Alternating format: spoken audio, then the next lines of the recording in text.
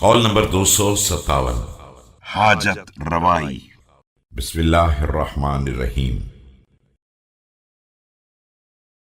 اے کمیل، اپنے گھر والوں کو حکم دو کہ اچھی خصلتوں کو تلاش کرنے کے لیے دن میں نکلیں اور سو جانے والوں کی حاجت روائی کے لیے رات میں قیام کریں۔